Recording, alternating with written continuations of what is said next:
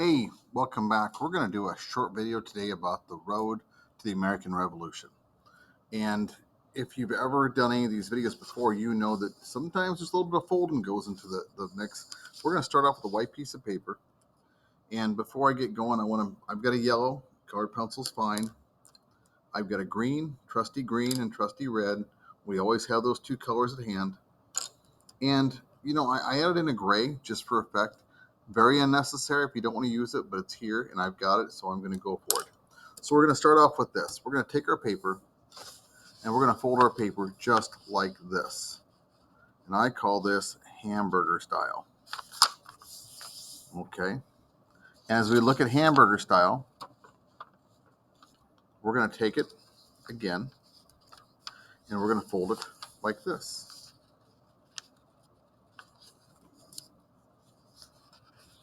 Maybe if I can get it folded.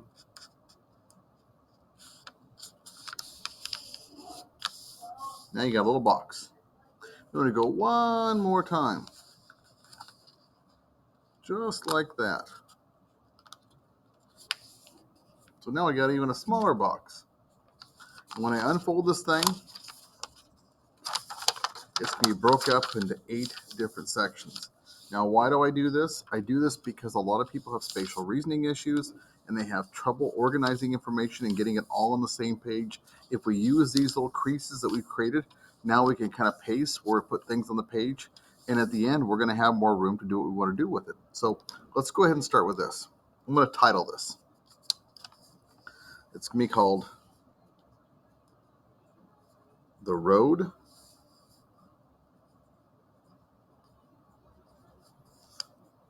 to the, look how I kind of balanced it right in the middle there, American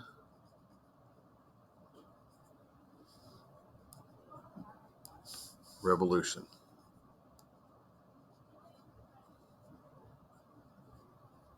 Like I said, look how I use the creases there. It makes it perfect for me because I'm almost perfectly balanced. And I'm going to go ahead and I'm going to add kind of a box around it. Not a perfect box, but it's a box. And only because I'm a nerd, I like to have a little extra details on everything I do. I'm going to add a box outside of that box. Now, in a couple minutes, that's going to make perfect sense to you why I'm doing that. Once again, it's not completely necessary. I'm going to add a couple little stick legs right at the bottom. So somebody says the other day, hey, that looks like a TV. Not a TV. I'm going to add the green. Now, green is a color we use for transitions and making connections and things like that. It's a go. That's your go on your stoplight. But sometimes it just has the effect of being the right color to represent what you need to represent. And I am trying to represent a road sign you would see along the highway or the interstate. Because we're taking a trip. We're going to take a trip and we're going to head straight to the American Revolution. But before we get started that far, we're going to stop and we're going to take a little gander at something called the French and Indian War. Now, I want to remind you that the United States was once part of England. And being part of England, we were connected with them. We were allies. We worked together. And unfortunately, not all friendships and relationships last the test of time. In the case of our situation, it ended up being a good thing because we ended up becoming our own nation. But a lot of stuff had to happen before we got to that point. And really the starting point where these two sides start to break away begins here. This is where we start our journey. The French and Indian War. Now, the French and Indian War was not between the French and the Indians. Well, maybe it was. There were Indians on both sides. When I say Indians, I really should say Native Americans. But since it's titled or seen in history books as the French and Indian War, sometimes I get stuck on that term. So the French and Indian War was really between France and England. And so when I think of the French and Indian War, I got this little think aloud cloud that I add to my video. So when I think of this, I think, oh, wait a second. That wasn't the Indians. That was France versus England. And it was actually part of a bigger, more global war. And I'm going to write up here 7 years war.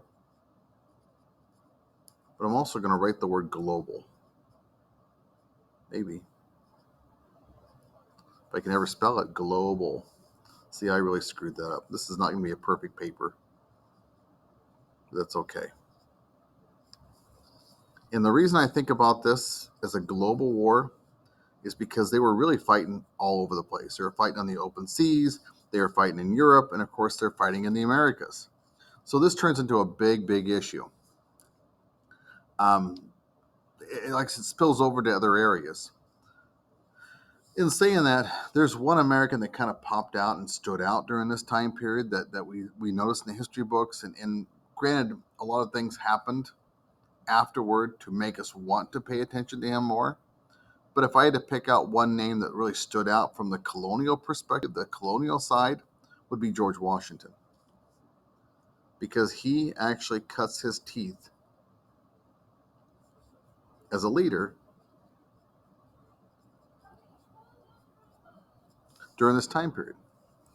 So just to kind of recap, the French and Indian War was part of a much larger contest between France and England. And both sides had Native American allies. In terms of the English, though, the colonists were on their side fighting with them. The original 13 colonies were part of their kingdom. They were fighting in part to help them. And George Washington was one of those colonists that was part of the mix. Now, there's lots of reasons for the French and Indian War. Bottom line is, they're both fighting over land and territory, power, prestige, whatever you want to call it. But this is our starting point. This is where we're going to begin our journey. And because I want to make sure I've got some really good symbolism with this, I'm going to add a little something at the top. Look like a hat with some dash marks on it. You may not realize it, but this is going to be the beginning of our road. Now, back then they didn't have these kinds of roads, but it looks better if we use this kind of picture here. If you don't have that, make it a dirt road, make it brown. Okay, so the French and Indian War, if you don't realize this, cost a lot of money, millions of dollars. And the problem with that is if you have a really expensive event going on, somehow you've got to pay for that. And so this is where a term comes into play that a lot of people are very familiar with nowadays. It's the term debt. And then once again, I'm using these little Capal boxes, and I always consider these vocab words as something I want to slow down, I want to take a look at, I don't want to miss. So I'm giving a little yellow too. Debt is something that happens when you owe people money. And England ran into a lot of debt. And because of that debt, they had to find a way to pay for it. Now, what would the debt be like? Well, think about what a war would spend money on. They'd have to spend money on food for their soldiers. They'd have to buy ammunition for their soldiers. They'd have to have weapons they've got to cover and pay for so soldiers can fight. They got to actually pay the soldiers. This is just a handful of things that they'd have to deal with. So when I think about debt and I think about the French and Indian War, start thinking about some of these ideas. We'll put them in our little think aloud clouds.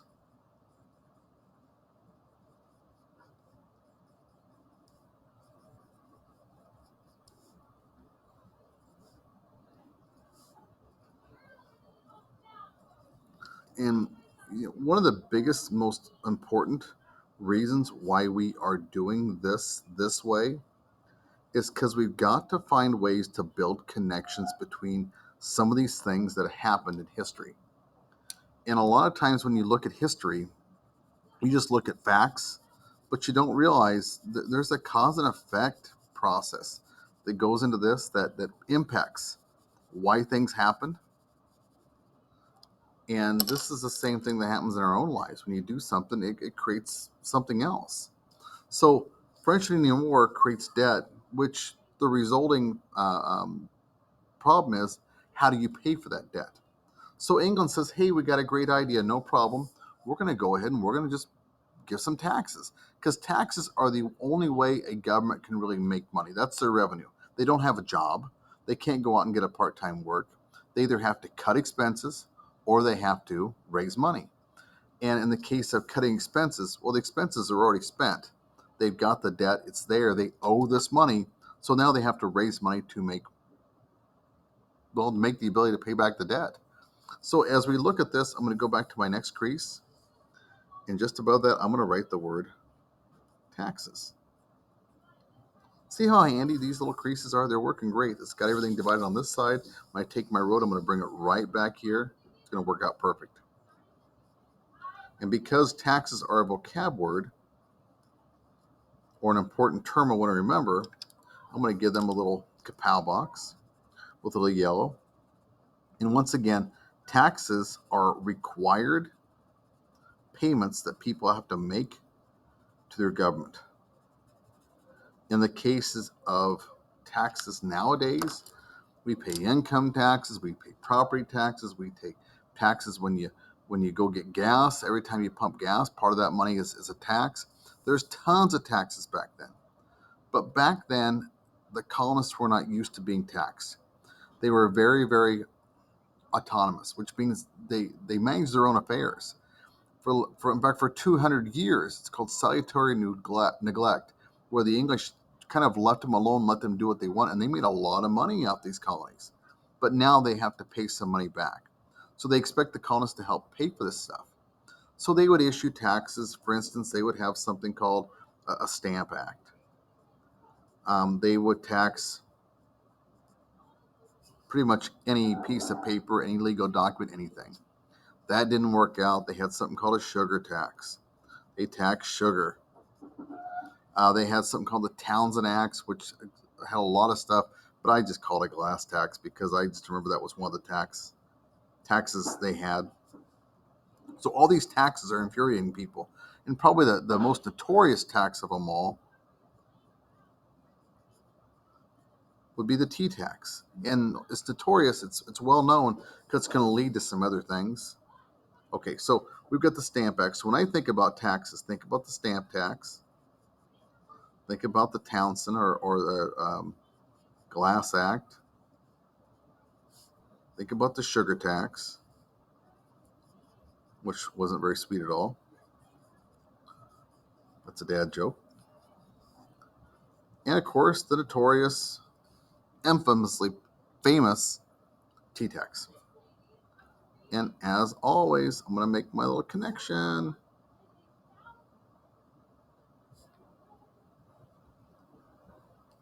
That's not a very straight road. My engineers would get fired if they did that. Okay. I'm going to add my little color. Notice I don't spend a lot of time on color, just enough for effect because I like my stuff to be beautiful. Okay, so that's taxes. Now, what do you think that does? Do you think people love this idea? No, they do not love this idea. This leads to a lot of problems. And this takes us to our next vocab word. And I'm going to start right here down at the bottom. See how I'm going to use this space here?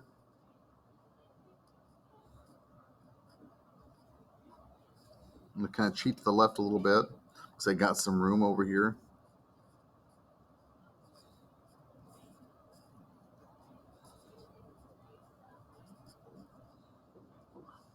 Civil disobedience. Now, if you haven't heard that term and you don't know what that means, civil disobedience is the act of refusing to follow or obeying a law you believe is unjust, or protesting a law that you believe is unjust. So, for instance, a lot of people know who Rosa Parks was. She was the African American lady in Montgomery, Alabama, who decided she was going to stand up to local laws that said she couldn't sit where she wanted to sit on a bus. Really, that night she was just tired and her feet hurt and she just didn't feel like getting up. But, long story short, her refusal to give up her seat, even though the law said she had to, led to a whole series of protests. And it led to a lot of other things, including something called a boycott, which is one of our vocab words I'll come to in a second here. But it led to a lot of things. Well, civil disobedience was not invented by Rosa Parks or Martin Luther King or people like that. Civil disobedience has been around for a long time. And civil disobedience, like I said, is the act of refusing to obey or protesting a law that you believe is unfair or unjust. And when we talk about being unfair and unjust, try to imagine being a colonist and having ruled yourself, pretty much handled all your own needs for the last couple hundred years, and all of a sudden, a government comes in, like England, and says, yeah, we're going to change that now. And we're going to start passing laws. And we're going to start having you guys do things that maybe you haven't had to do before. Well, that would be incredibly frustrating. At least it would be to me. And I think the biggest gripe that they had was they didn't have a voice in what was going on. They didn't get to have any input as to what was going to happen or what they were getting taxed on. And so this word, this term that comes up, that's incredibly famous, no taxation without representation, took hold across the colonies.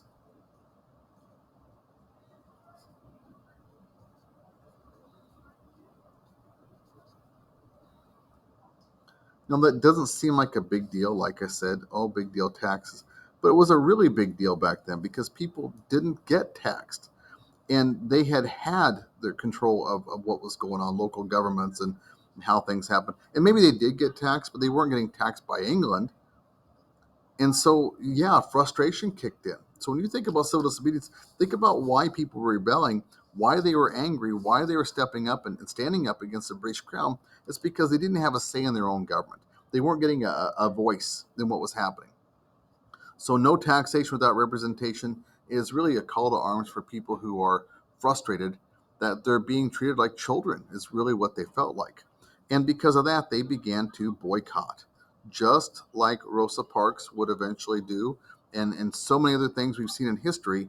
When you boycott, you're refusing to buy goods or buy services um, of someone you're trying to get a message to.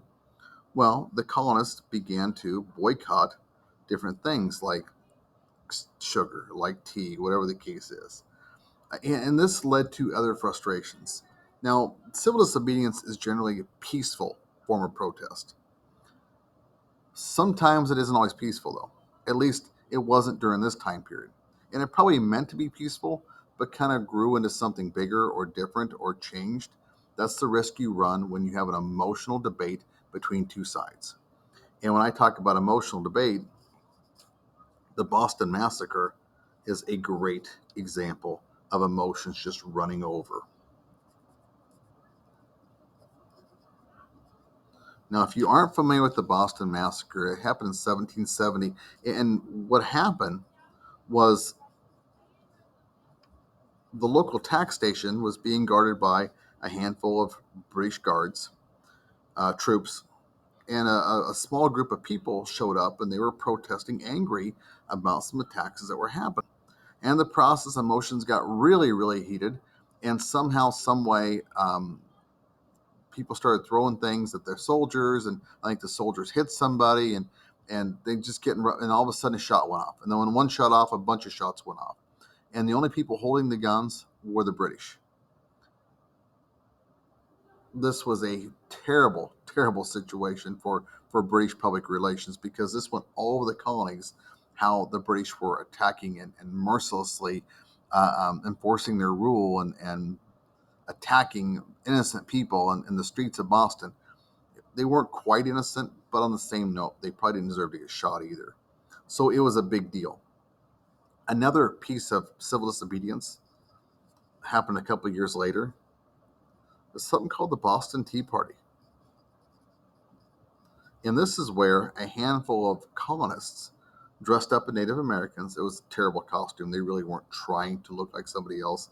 They were just trying to, I don't know what they were being silly. It was just a lame attempt, and they knew it was lame. They dressed up as Native Americans, went onto a boat in the Boston Harbor, and took all the tea and threw it off the edge.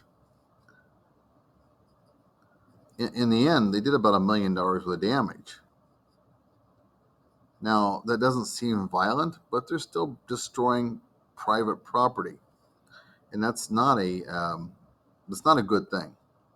But it definitely caught the eye or attention of England, and they were incredibly angry.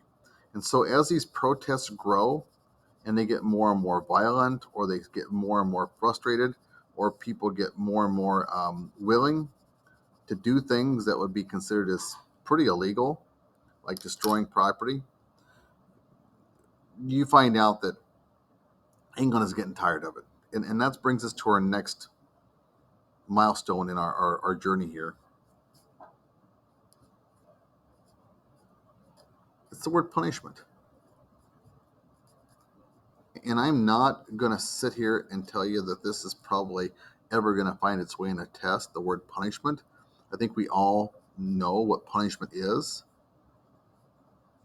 But understand, punishment looks like different things every time you administer it.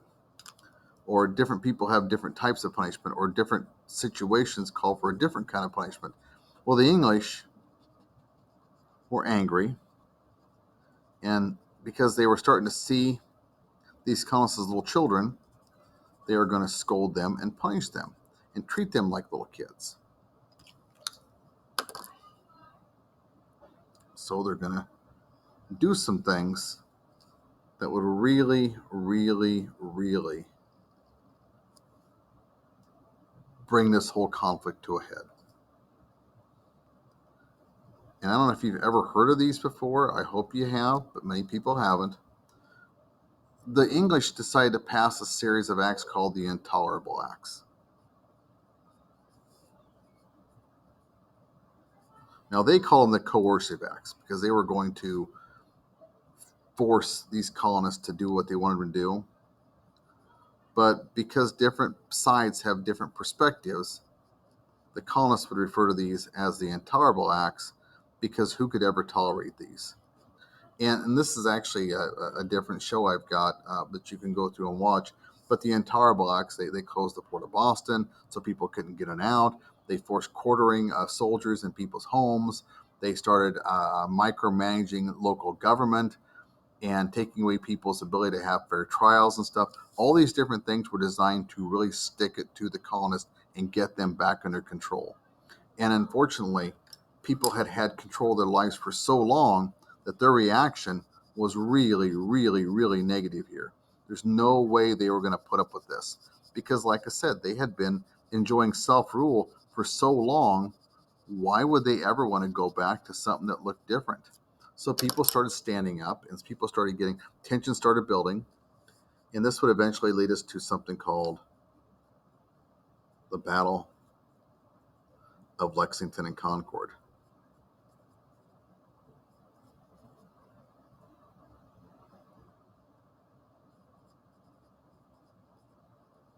Now, this is one of those spots in history we should remember. We need to take time.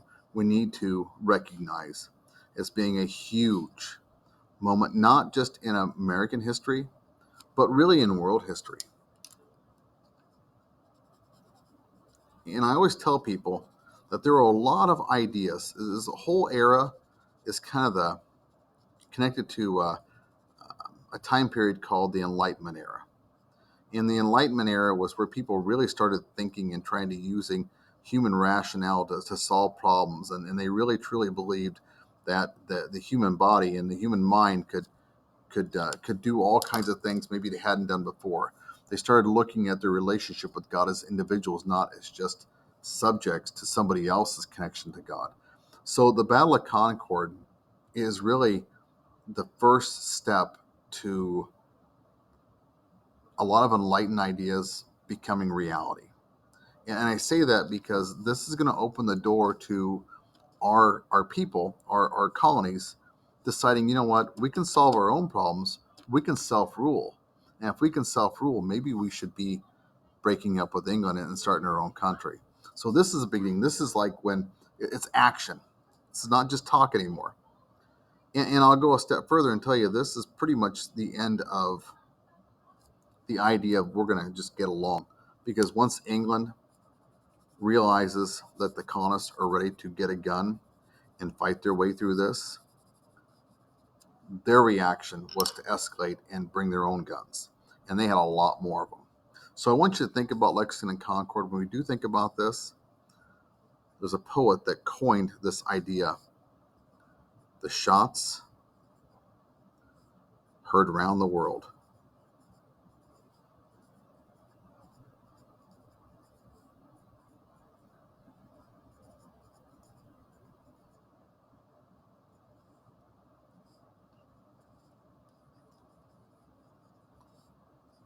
Because at this point, this was going to send a message that would eventually lead to everybody noticing in the world, whoever had challenged or wanted to challenge England and their power and their superiority.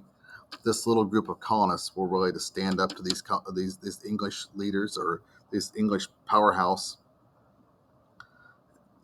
It's something everybody would take notice, and in a lot of ways, it would affect a lot of countries around the world. Okay, so shots heard around the world. This would lead to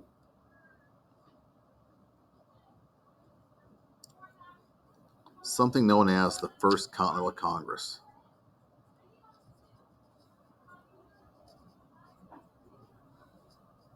Now, the colonies usually did not work together. They were kind of their own little piece of realty, and they almost saw themselves as independent from one another. If you were to go to Pennsylvania, you would find one currency. If you went to New York, you'd find a different set of money. They had their own rules, their own laws, their own values. The northern colonies were a lot different than colonies in the South. Everybody had their own way of doing stuff, and they always didn't necessarily get along. And sometimes there was some pretty stiff competition. So they didn't necessarily like each other that well in many ways. But this First Continental came together because they knew they had to, because after this, there was an understanding that England was going to come after them and really put the hammer down, so to speak. They were really going to bring in, well, it was just going to escalate. It's going to grow and grow and grow. So this First Continental Congress got together, and they wrote something called the Olive Branch Petition. Now, we know that a petition is just a formal written request. But you may not know that an olive branch is a very old gesture from ancient Greece that represented peace, a peace offering. So the colonists were actually issuing a peace offering to the English. They were asking them not necessarily forgiveness, but for help. And specifically, they were asking the King of England for help, because many of these colonists still truly believed that the King of England maybe didn't know what was going on. And because they were loyal to the king, they thought if we could just reach out to him and tell him and explain to him what was happening, he'd understand, he would help us. He'd protect us. He would look after us. So they were blaming everything on the British Parliament, the British government, and they were looking forward to the king to solving their problems, to helping them, because they thought they were right and just in what they were doing. This Olive Branch Petition would turn a lot of minds, because what would happen is the king would not even acknowledge the colonists. He didn't even read it. And I think that told the colonists that, wait a second, the king isn't our solution. The king is probably part of the problem. And I think that was probably the last straw for many people who were holding out hope that maybe we can reconcile or work out our problems with England. So you got the First Continental Congress. Now, traveling back and forth to England takes months. So they all went home, but then they came back. And when they came back, that group of people, they're referred to as the Second Continental Congress.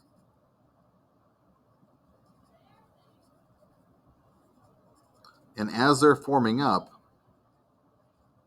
there are colonists from all over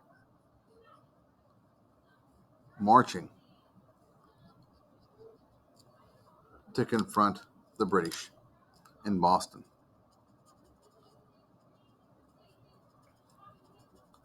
And what was happening is things were just kind of getting away from the whole peace idea.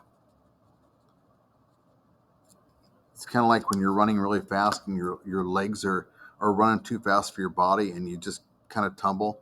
This is what was happening. The march to war, the road to war, was getting paid faster than the people who were trying to manage it. And they had to come up with a solution, or at least they had to come in and give these people some sort of support, or maybe manage the situation better. So this Continental Congress picked one of their own to go out and try to lead the armies. And this takes us back to George Washington. He'd be asked to go there and see if he can't figure out what's going on, get these guys back on track, get them organized, and at least keep it from turning into a complete mob. And he did that, and it worked out, good for the American side in that sense. But that still doesn't solve their problem. Basically, our colonists had to commit. And the pathway they were going to commit to would be a pathway that would change us forever. Because these gentlemen would join together to form a group,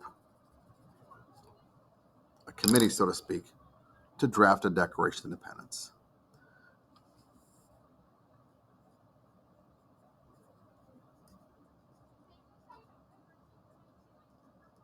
And this is where ideas about life, liberty, pursuit of happiness, this is where the idea that we're all endowed equally by our Creator, this is where we would have a list of grievances that really created the evidence that we would use to justify why we're breaking up with England.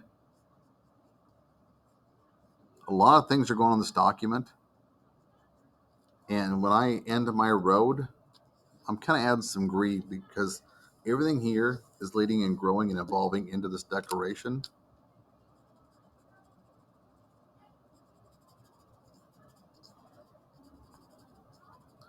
And if you don't know much about the Declaration, the guy who's given credit for this,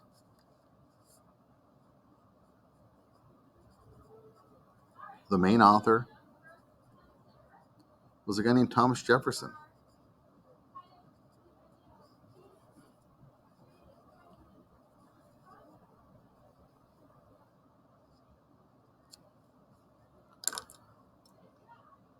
So we got a lot of names here, we got a lot of acts, we got a lot of things, but the bottom line is, over time, sometimes people just don't make it. They break up. People have divorces, partnerships dissolve, and people go their own direction. This is really what happens with the American Revolution. This lead up, this build up, just a series of things start coming together to divide this wedge between the colonists and the British and start pushing us further and further and further apart to where eventually we get to a part where we're going to declare independence, which was really, really a dramatic issue. Because not only were we heavily outmatched by the British, but this is the first time in history that people had really taken these concepts of equality and justice. Even though equality was pretty limited to a certain group of people, it was one of the first times we had taken those ideas and we had put them together in a document or to an idea, basically instead of words, instead of just putting it on paper, instead of just talking about it in secret rooms. We're out in the open. We're doing it. We're turning it into an action. And this is something that would inspire countries all over the world. Revolts, rebellions from all corners of the globe. The Declaration is a big, big, big deal. And the pen, it'd even be bigger if I spelled the word right. Okay, that's it. That's where we are. That's our road to the American Revolution. If you have any questions, I'm sure the internet will help you out. Hopefully some of this has got some things triggered in your mind, maybe get you some more interest in some other ideas. But that's all I got for you. Great job. Thank you.